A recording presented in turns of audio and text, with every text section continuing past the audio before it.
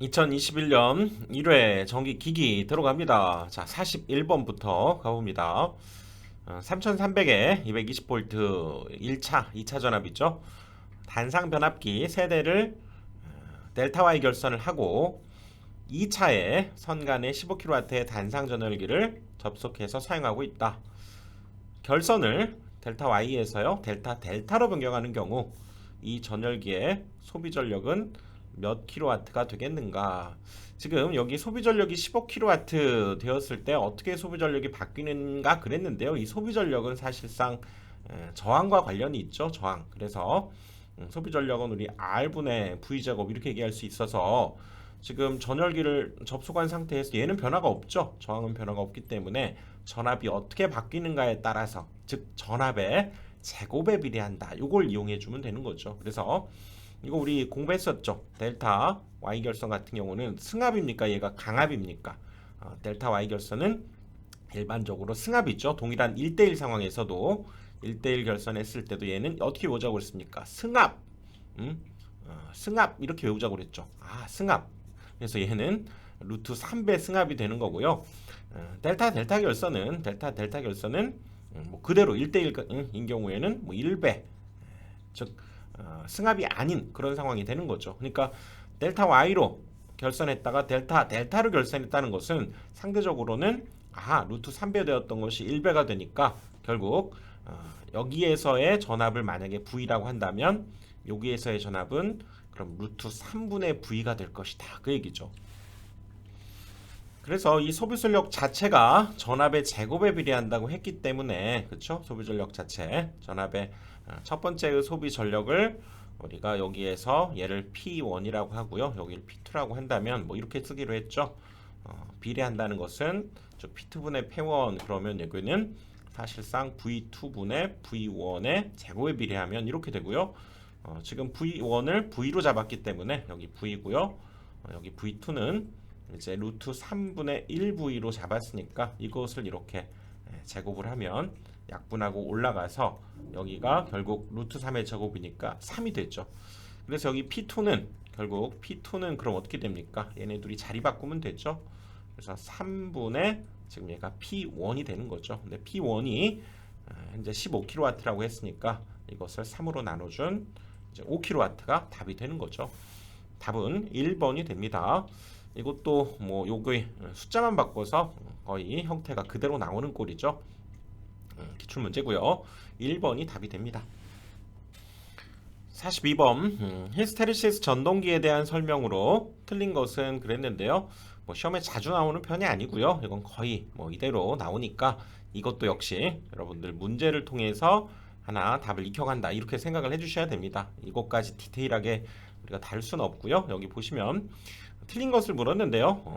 회전자의 극은 고정자에 비해서 항상 어떤 이 각도만큼 늦는다는 거죠. 고정자에서 회전자계가 만들어지고요. 그걸 통해서 여기가 기계적인 회전이 만들어지는 거기 때문에 이것이 회전자가 고정자에 비해서는 조금 늦게 회전하는 것이 특징입니다. 나머지 것들은 다 맞는 말이고요. 여기에서는 2번이 답이 됩니다. 문제를 통해서 하나 익혀간다 이렇게 생각을 해주세요. 43번 직류기에서 계좌 자속을 만들기 위해서 전자석의 권선에 전류를 흘리는 것을 무엇이라고 하는가? 자, 이 중에서 답은 여자가 되는 거죠. 여자. 즉 이렇게 계좌 권선에 전류를 흘리게 해서 자속을 발생하게 하는 그런 것을 우리가 여자한다 이렇게 얘기하죠. 여기에서도 계좌 자속을 만들기 위해서 전류를 흘리는 것을 우리가 여자한다 이렇게 얘기하죠. 2번이 답이 됩니다. 44번 사이클로 컨버터에 대한 설명으로 틀린 것은 그랬는데요. 이것도 마찬가지입니다. 이거 뭐 자주 나오는 유형 아니고요. 또 여기에서도 이 문제를 통해서 하나를 익혀 나가야 되는 건데 사이클로 컨버터는 우리가 AC를 AC로 그렇죠? 주파수 어떤 변동 이런 것들을 만들어내는 변환기가 되는 거죠. 사이클로 컨버터. 그래서 여기 DC 벅 컨버터와 동일한 구조라고 하는 자체가 당연히 틀린 거죠. 그리고 나머지 역시 이 사이클로 컨버터의 어떤 이용하는 특징들을 나타내주고 있으니까 참고를 해주시고요. 여기에서는 1번이 틀린 것 DC 당연히 다릅니다.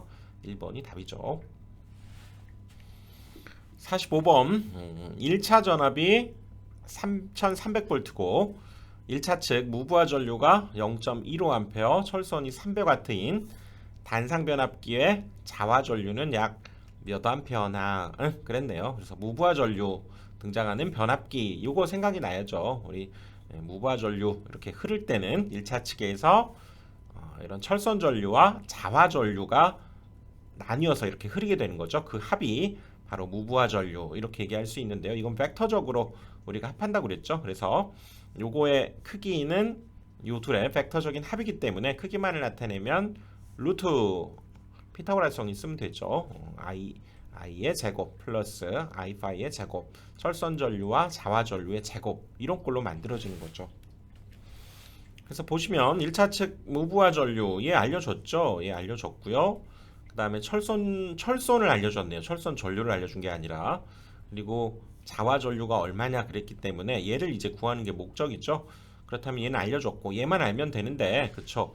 철선, 여기에서 철선 전류를 구한다는 것은 이때의 철선 우리가 PI 이렇게 표현할 수 있죠. 그것을 여기 전압으로 나눠주면 되겠죠. 그렇죠?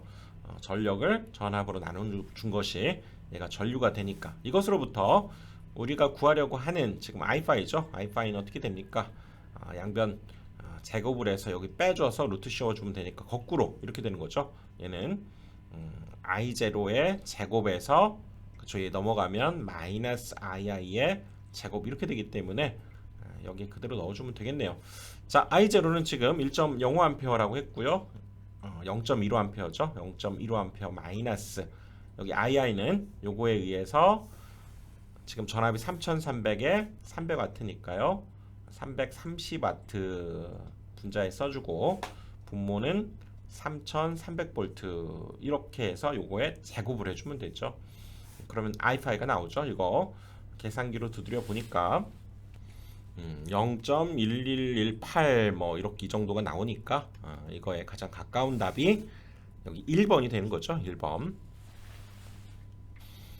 46번 유도전동기의 안정운전의 조건. 자, 이것도 바뀌지 않고 거의 그대로 나오는 유형이죠. 이때 전동기 토크와 그렇죠? 전동기 부하 토크 이렇게 주어져 있을 때 사실 부하 토크를 전동기가 따라가는 것이 안정하죠. 부하 토크의 어떤 변화율을 전동기 토크의 변화율이 따라가는 것이 맞습니다. 얘가 먼저 전동기가 이 부하를 어떻게 생각하면 휘저어버리면 안 되는 거죠. 부하의 어떤 토크를 얘가 따라가야 되기 때문에 부하 변동에 따른 그 변화율을 전동기 토크가 따라간다 이렇게 보시면 되고요. 뭐 그대로 나오는 형태의 유형이니까 1번이 답이 됩니다. 부하 토크의 변화율을 회전수에 따른 변화율을 전동기 토크의 변화율이 따라가는 것이 안정하다. 여러분들 이렇게 기억을 해두셔야 됩니다. 47번 삼상 권선형 유도전동기 기동 시에 2차 측에 외부 가변 저항을 넣는 이유. 이것은 비례추이죠. 비례추이.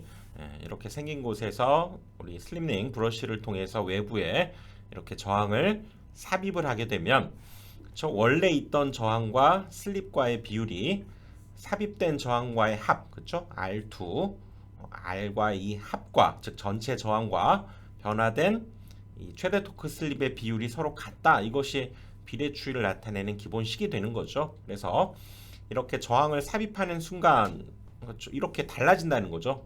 점점 이렇게 저항을 삽입하게 되면 최대 토크 슬립이 이렇게 이동하면서 바뀌는 거죠. 하지만 최대 토크 자체에는 변화가 없죠. 최대 토크에는 변화가 없고 기동 토크 값도 점점 올라간다고 하는 것을 알 수 있네요. 그리고 저항이 추가되게 되면 당연히 전류 값도 좀 줄어들게 되니까 그래서 기동 전류가 감소하고 기동 토크는 증가하는 그런 이유 때문에 2차 측 외부 가변 저항을 넣게 되는 거죠. 4번이 답입니다. 48번 극수가 4고요. 전기자 권선은 파권이고요. 파는 두 단 사오는 거 엄마가 파는 늘 2단 사와야 된다고 시켰습니다. 자, 전기자 도체수 Z가 250인 직류 발전기가 있다. 이 발전기가 1200rpm으로 회전할 때 기전력이죠. 600V의 기전력을 유지하려면 한 극당 자속은 얼마가 되겠는가. 자, 이런 것들이 이제 등장하는 식을 우리가 찾아야 되는데 이거 뭐 굉장히 자주 나오는 유형이죠. 우리 직류 발전기에서의 유기기 전력 내는 공식이는 유명한 공식 있죠. 뭐였습니까? 60A분의 피자판 있었죠. 피자판. 그러니까 이런 것들이 이렇게 여러분 문자로 쓰시고요. 그렇죠. 이제 익숙하게 이런 공식들 기억했다가 얘네들이 등장하는 그런 식을 생각을 해내야죠. 그리고 여기에서 파권은 늘 병렬 회로수가 두 단이라고 그랬죠. 두 단. 그래서 여기 A 값이 병렬 회로수 2가 되니까 자, 아무튼 여기에서 파이를 구한다는 것은 이 부분을 여기 왼쪽으로 역수로 넘어가면 되죠. 그래서 파이는 2에다가 곱하기 여기 PZN은 분모로 내려가고요. 자, 분자에는 지금 60A가 그러면 올라가면 되죠. 여기에다가는 자, 유기기 전력 600입니다. 600. 그리고 P는 4극, Z는 250 있죠. 4극과 250에 그리고 1200rpm이라고 그랬죠. 1200 회전수 집어넣고요. 60에 여기 병렬 회로수 파권일 때에는 늘 병렬 회로수가 두 단 2였죠. 2. 이거 계산기로 두드려주면 되겠네요. 계산해 보니까 0.0597 뭐 이런 값이 나오니까요. 가장 가까운 값은 0.06이 되는 거죠. 6. 4번이 답이 됩니다. 3번이죠. 3번. 49번 발전기 회전자의 유도자를 주로 사용하는 발전기. 이거는 우리 동기발전기에서 유도자형 발전기 같이 공부해 봤었죠. 계자극 전기자가 고정이 되어 있고요. 그 사이에 유도자가 들어가 있다는 거죠. 그래서 전기자 권성과 설계하는 자속을 변화시켜서 기전력을 유기하는 건데요. 이건 수백에 대해서 수만 헤르츠 고주파 발전기에서 주로 사용된다. 그거죠. 계자극, 전기자 모두 고정돼 있습니다. 그리고 그 사이에 유도자가 있어서 설교하는 자속을 변화시켜서 기전력을 유지한다는 거죠. 유기한다는 거죠. 그래서 고주파 발전기입니다. 유도자 고주파 발전기 4번 있죠. 50번 BJT에 대한 설명으로 틀린 것은 바이폴라 정션 사이리스터가 아니고요. 트랜지스터입니다. 트랜지스터. 이건 바로 틀린 유형인데요. 또 시험에 자주 나오는 꼴은 아니지만 또 이렇게 똑같이 나오는 경우들이 있기 때문에 기억을 해두시고요. 나머지는 맞습니다. 이렇게 증폭용으로 쓰고요. NPN, PNP 그리고 베이스, 컬렉터, 이미터 이런 것들이 있죠. 그래서 베이스 전압이 가해질 때 우리가 도통을 하게 된다. 가해지지 않으면 도통하지 않게 되는 거죠. 그것이 이 바이폴라 정션 트랜지스터입니다. 사이리스터가 아니고요. 1번이 틀린 겁니다. 나머지는 참고해 주시고요. 51번 삼상 유도 전동기에서 회전자가 슬립 S로 회전하고 있을 때 2차 유기 전압이 E2S 및 2차 주파수 F2S와 S와의 관계를 물었는데요. 이건 슬립에 대한 기본적인 이론을 우리가 얘기해주고 있는 거죠. E2는 회전자가 정지하고 있을 때 2차 유기기 전력이고 F1은 1차 주파수라고 했는데요. 자, 우리 한번 가보시면 그때 이론 강의에서 뭐라고 설명을 했습니까? 이 슬립 S를 일종의 질투심에 비유하자 그러겠죠. 질투심. 그렇죠? 회전 자계와 이 회전자가 고정자가 여기 회전자가 동시에 돌아가면 그렇죠? 이 회전자가 요거 동기 속도라고 합시다. 동기 속도와 동시에 돌아가면 서로 똑같이 돌아가기 때문에 질투심이 안 생기죠. 얘만 빨리 가고 얘가 천천히 가게 되면 그 질투심, 천천히 가는 그 질투심만큼 나한테 전달이 된다. 그 얘기였었죠. 그래서 이렇게 슬립을 가지면서 이렇게 회전할 때 얘가 천천히 회전할 때는 그때 E2에 유기되는 기전력은 E1의 슬립만큼 또 주파수도 그 주파수의 슬립만큼 곱해 질투심만큼만 여기에 전달이 된다. 그 얘기였죠. 질투심만큼 전달이 된다. 자, 문제로 가보면 여기에서도 지금 E2S는 그러면 E2S는 그렇죠? 정지해 있을 때 E2가 있었다면 그거에 슬립 질투심만큼만 회전하고 있을 때 전달이 되고요. F도 마찬가지죠. E2S F는 그렇죠? 원래 주파수를 F1이라고 한다면 그 슬림만큼만 전달이 된다. 이렇게 여러분들 기억을 해두셔야 됩니다. 그래서 답은 1번이 되는 거죠. 슬림만큼 기전력도 주파수도 전달이 된다. 이렇게 기억을 해두셔야죠. 52번 전류계를 교체하기 위해서 우선 변류기 2차 측을 단락시켜야 하는 이유가 뭐냐. 그렇죠. 우리 변류기는 2차 측을 단락시키기로 했고요. PT죠. PT는 개방을 시키기로 했죠. CT는 단락이고요. PT는 개방. 그래서 개피 기억하자고 그랬죠. 이것도 기억을 해두셔야 되는데 일단 CT가 2차 측을 단락시켜야 되는 이유를 한번 보면 지금 여기 보시면 우리가 여기 5A로 늘 정해져 있죠. CT는. 그래서 만약에 100A가 5A가 된다 그러면 사실상 이건 전류의 비가 그럼 20대 2죠. 그럼 전압비는 어떻게 됩니까? 전압비는 1대 20이 되는 거죠. 그래서 여기가 만약에 개방이 이렇게 돼버렸다고 하면 1대 20 엄청난 전압이 여기에 걸려버린다는 거죠. 개방이 돼 있을 때. 단락이 돼버리면 그때는 얘가 전위가 0이 돼버리니까요. 그렇죠? 그래서 단락을 시켜서 2차 측의 과전압으로부터 보호를 해야 된다. 그 얘기죠. 자, 전류의 비가 20대 1이라고 하면 이 경우에 당연히 전압비는 1대 20 바뀝니다. 그러면서 여기에 있는 전압의 20배가 여기에 걸려버리니까 엄청난 과전압이 걸린다는 거죠. 그걸 방지하기 위해서 2차 측을 단락을 시켜서 해야 된다는 거죠. 그래서 2차 측에 오호 과전류입니까? 뭘 해야 이것은 과전압이니까 저렴 보호라고 해야 되겠죠. 그렇지? 과전압 보호 또는 저렴 보호라고 해야 되겠네요. 2번이 답이 되는 거죠. 53번 단자 전압이 220V고요. 부하 전류가 50A. 분권 발전기에 유도기 전력이 몇 볼트인가? 전기자 저항, 계자 전류, 전기자 반작용 뭐 이런 것들이 일단 답이 주어져 있는데요. 자, 분권 발전기 하면 여러분들 그림을 그리셔야 됩니다. 이거는 병렬로 표현되어 있는 그렇죠. 자, 손으로 이렇게 그린다면 이걸 그려서 여러분들 해야 이게 감이 옵니다. 여기 전기자가 이렇게 있고요. 지금 얘가 분권 발전을 하고 있게 되는 거죠. 이쪽에 단자 전압이 가는 거죠. 자, 이쪽 단자 전압이 얼마입니까? 220V가 간다고 그랬고요. 부하 전류 여기 부하가 이렇게 걸려 있다고 하면 부하 전류 이쪽으로는 50A가 지금 흐르고 있다는 거죠. 그럴 때 여기 유도기 전력을 만드는데 전기자 저항 여기에서의 저항이 0.25입니다. 그 얘기죠. 0.25 그리고 이쪽으로 가는 거라든가 반작용 무시한다는 얘기는 이 방향으로 다 지금 50A가 그럼 나온다는 얘기죠. 50A가 이 방향으로 다 나오게 되고요. 그렇다면 여기에서 전압 강화가 얼마입니까? 그렇죠.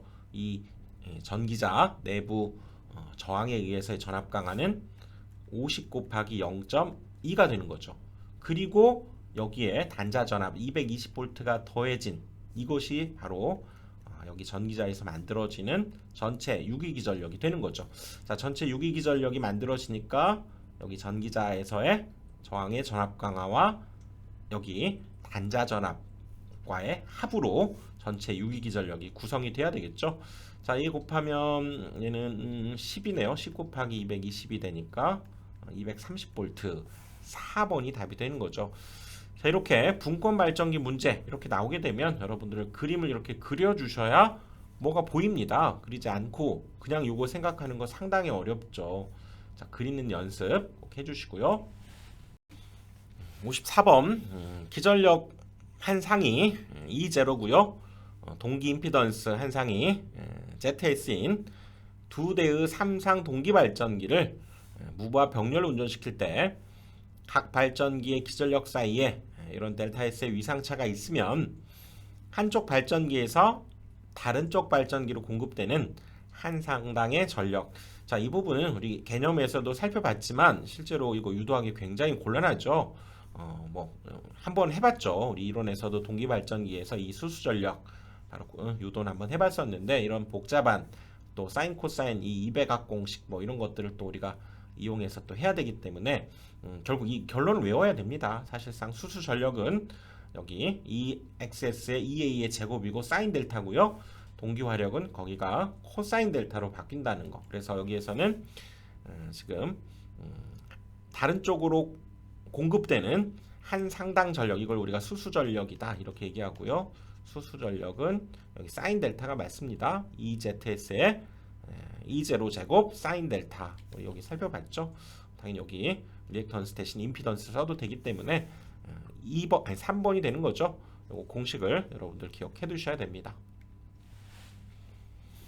55번 전압이 일정한 모선에서 접속되어 역률 1로 운전하고 있는 동기전동기를 동기 조상기로 사용하는 경우 여자 전류를 증가시키면 이 전동기는 어떻게 되는가? 우리 이건 V곡선 여러분들 생각나죠? V곡선. 그래서 이쪽이 여자 전류가 되고요. 이쪽이 전기자 전류가 되는데 여기 가장 낮은 곳 이 점에서가 지금 코사인 세타가 지금 1인 곳이죠. 이렇게 운전을 하고 있다가 여자 전류를 증가시켰다. 어떻게 되면 이렇게 증가되면 전기자 전류도 늘어나지만 이때는 C로 동작한다고 그랬죠. 즉 진상 역률은 앞서게 되고요. 그렇죠? 전기자 전류도 증가하게 되는 거죠.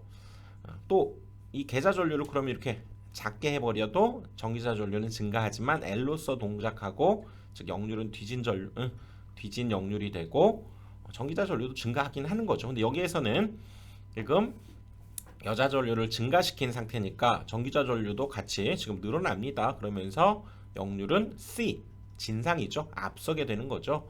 그래서 1번이 답이네요. 역률은 앞서고 전기자 전류도 증가한다. 1번이죠. 56번 직류발전기의 전기자 반작용에 대한 설명으로 틀린 것은 전기자 반작용 한번 살펴봅시다. 지금 이게 뭐 발전이 이루어지고 있을 때 전기다 조체의 전류에 의해서 발생된 자속이 주자속에 영향을 주는 거죠. 지금 여기 부하가 이렇게 있어서 전류가 이제 흐르게 될 때 여기에도 이렇게 자속이 생기면서 주자속에 얘가 영향을 주는 현상이란 얘기죠. 그래서 부하가 걸려서 전기자의 전류가 흐를 때 발생하게 되고요. 자속 분포가 이동하게 된다는 거죠. 이런 식으로 자속 분포가 이동을 하게 되고, 그렇죠? 그리고 중성축마저도 이렇게 이동을 해버려서 문제가 생기는 거죠. 이런 현상을 우리가 전기자 반작용이다 이렇게 얘기를 하죠. 그렇죠? 이 부분이 이렇게 중성축이 이동을 한 거죠. 이것이 이제 반작용 현상이고요. 그거에 따라서 이제 어떤 현상이 결과가 만들어지느냐, 주자속이죠. 주자속이 줄어든다는 거죠. 줄어든다는 얘기죠. 대형기기의 경우 10% 감자가 되고요. 또 편자작용에 의해서 중성축이 이동을 해서 발전기는 회전 방향, 전동기는 반대 방향으로 회전을 하게 되고 브러쉬 부근에 불꽃이 발생하게 된다. 그 얘기죠. 이런 현상들이 있어서 정류 불량의 원인이 된다 그랬죠. 그래서 방지 대책으로는 여기 이렇게 구멍을 뚫어서 이쪽에다가 이 전류에 반대되도록 하는 권선을 심어버리자는 거죠. 그리고 여기에 이것을 보상하는 자석을 둔다는 거죠. 이걸 우리가 보극이다 이렇게 얘기하죠. 이 전기자 반작용을 방지하는 대책으로 이런 것들을 사용하게 되면 원래대로 돌아가고 이 주자석도 제대로 된 주자석에 이렇게 만들어지는 그렇죠? 효과를 보게 된다 그 얘기죠. 그래서 다시 문제로 가서 이제 틀린 것을 고르라고 했는데요. 정기적 중성축이 이동되고요. 정류자 편간 전압이 불균을 썸나기 원인이 되고요. 전기자 반작용이 생기면 주자석이 왜곡되고 증가가 아니죠. 아까 감자된다고 그랬죠. 감소하게 된다. 요것이 틀렸죠. 그리고 역시 영향을 주는 현상이다. 이것은 맞는 거고요. 3번이 틀린 것이 되겠네요. 57번 단상변압기 2대를 병렬 운전할 경우 각 변압기의 부하 전류를 IA, IB라고 하고요. 1차 측으로 환산한 임피던스 ZA, ZB 그 다음에 백분율 임피던스 강화 여기 스몰 ZA, 스몰 ZB로 구분했네요. 전격 용량을 PAN, PBN이라고 하자. 이때 부하 분담의 관계로 옳은 것은 그랬는데요. 자, 부하 분담 어떻게 됩니까? 일단 부하 분담은 우리가 배운 대로 A와 B의 부하 분담의 B는 그 용량에 비례하고요. 비례하니까 A가 지금 여기 분자 A, B면 여기 분자 B에 그대로 오고요. 퍼센트 임피던스에는 반비례한다고 그랬죠. 그러니까 여기 A면 이쪽 퍼센트 임피던스 A는 이쪽으로 오고요. PB는 또 여기 B가 분자로 서로 바뀌어서 오게 되는 것이 이제 반비례하게 되는 거죠. 그래서 부하 분단 B는 용량에 비례하고 퍼센트 임피던스에는 반비례한다. 우리 이론 강의에서 공부했었던 거죠. 근데 여기에서 지금 보기를 보니까 다 전류로 지금 표현했죠. 우리 전류 IA 여기 IB 이렇게 얘기했을 때 당연히 이 전류에 대한 비율 자체도 우리가 분단 비를 각각 여기에서 PA, PB라고 만약에 한다면 그것이 전류의 비가 같죠. 왜냐하면 여기 부하 분담 자체가 커진다는 것은 전류 자체가 커진다는 걸 의미하기 때문에 이 비율 자체가 이 전류의 비와 같습니다. 그러니까 이걸 그대로 한번 식으로 쓰자면 뭐가 와야 됩니까? 여기에서는 그쵸, 여기 전격 용량 이렇게 주어졌죠. 그래서 요것들의 비는 이 용량에 비례하기 때문에 그대로 순서 여기 PAN이 와야 되고요. 그 다음 여기 PBN 여기 B니까 여기도 그대로 PBN이 와야 됩니다. 그리고 곱하기 퍼센트 임피던스에 반비례 하는데 여기에서는 지금 여기 라지 ZAB와 여기 스몰 ZAB가 구분되어 있죠. 여기에서는 그냥 임피던스라고 그랬고요. 100분을 임피던스 강화 요게 지금 퍼센트 임피던스가 되는 거죠. 요걸 가져다 써야 됩니다. 그래서 바꿔야 되죠. PA면 이쪽이 퍼센트 임피던스는 이쪽에 와야 되고요. 반비례하니까 PB면 이쪽으로 와야 됩니다. 여기 ZB 이거 스몰 ZA 스몰 ZB가 와야 되죠. 이 꼴이 있는 것이 지금 뭐냐 3번이죠. 3번입니다. 요거 라지 ZAB는 그냥 임피던스기 때문에 요거 아니고요. 3번이 답이 되는 거죠. 58번 단상 유도 전압 조정기에서 단락권선의 역할은 자 단상 유도 전압 조정기 보시면요. 여기에 지금 직렬권선과 병렬권선이 이렇게 블록권선이 있을 때 얘를 이렇게 회전시켜 가면서 그 각에 따른 그렇죠? 차이의 만큼 우리가 전압을 조정하는 것을 우리가 단상 유도 전압 조정기였죠. 여기에서 단락권선이 필요한데 단락권선이 언제 왜 필요하냐? 누설 리액턴스로 인한 전압 강화를 방지하기 위해서 여기 단락권선이 필요하다고 그랬죠. 자 그래서 여기에서 단상 유도 전압 조정기에서 단락권선의 역할은 전압 강화를 전압 강화를 경감시킨다. 3번이 답이 되는 거죠. 여기 전압 강화를 방지하고 그러기 위해서 단락권선이 필요하다. 그 얘기였죠. 그래서 3번이 답이 됩니다. 59번 동기 리액턴스가 15ohm이고요. 전기자 권선 저항이 0.15ohm. 3상 중 한 상의 유도 기전력이 6400의 단자 전압 4000 부하각이 주어졌네요. 비철극기인 3상 동기발전기의 출력은 몇 킬로와트가 되는가? 이 비철극기 요거죠. 비돌극기, 비철극기라고 할 수 있고요. 거기에서 출력은 여기 XS분의 2V 사인 델타 여기가 송전, 수전이 되는 거고요. 여기가 리액턴스죠. 그리고 여기 상차 각이 주어졌을 때 요거고요. 3상인 경우는 거기에 3배를 해주면 되는 거죠. 그래서 3상 동기발전기의 출력이기 때문에 3 곱하기 해줘야 되고 결국 공식 쓰자면 리액턴스분의 여기 2V 여기가 사인 델타 요 꼴이었죠.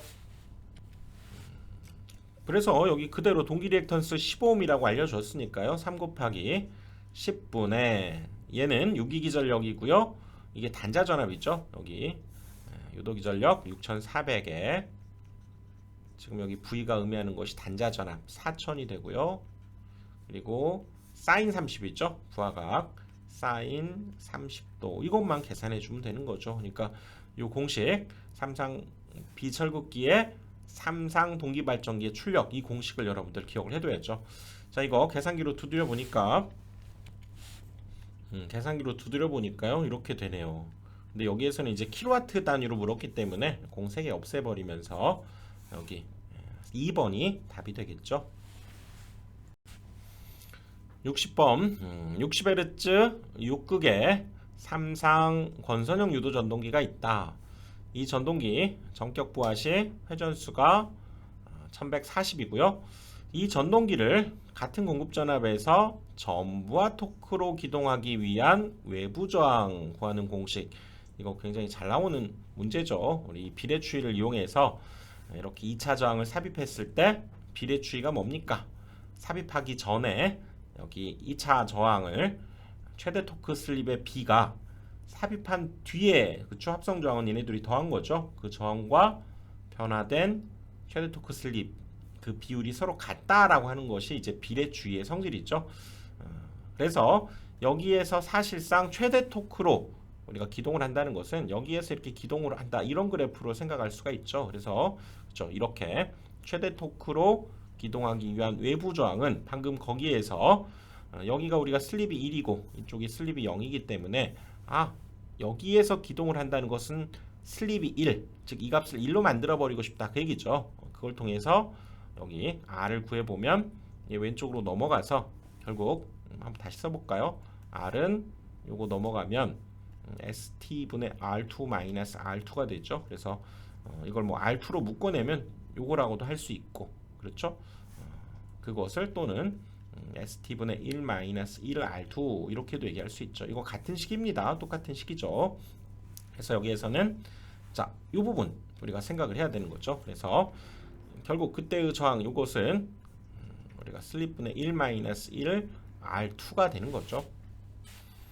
그래서 여기서 이제 R을 구하기 위해서는 그렇죠. 여기 슬립하고 R2를 알아야 되는데요. 슬립은 뭡니까? 슬립은 우리 동기속도분의 동기속도 마이너스 회전자 속도 이렇게 구할 수 있죠. 그래서 동기속도도 안 주어져 있는데 동기속도 공식은 P분의 120F 이렇게 되죠. 그래서 동기속도 여기가 F고요. 여기 P가 6국이라고 했기 때문에 6국분의 120 곱하기 60 해주면 되죠. 그래서 10이 되니까 얘가 1200이 되네요. 그래서 1200이 분모에 분자에는 1200 마이너스 여기 1140 이 값을 계산해 주면 되죠. 계산기를 두드려 보니까 S는 0.05가 되네요. 그래서 여기에 0.05를 대입하고 이제 R2 값을 보니까 여기 보시면 Y결선이고 슬립링 간의 저항이 0.1이라고 그랬죠. 이 슬립링 간의 저항이 함정이었는데요. 슬립링 간의 저항은 우리가 한 상당이 아니라 이제 두 개 값을 슬립링 간을 나타냈기 때문에 결국 여기에서 R2는 한 상당 저항으로 봐야 되기 때문에요. 0.15옴을 2로 나눠야 됩니다. 슬립링 간 저항이라고 주어지면 2로 나누어서 얘도 0.05가 되겠네요. 그래서 이 값에다가도 이제 0.05를 대입해서 결국 얘를 최종적으로 구해주면 답이 나오죠. 이걸 계산해 보니까 0.95가 나오네요. 답은 3번이 되는 거죠. 이 슬립링 간 이 부분이 좀 함정이 되겠네요. 얘를 2로 나눠야 됩니다. 자, 이렇게 해서 60번까지 살펴봤고요. 또 다음 강의에서 뵙겠습니다.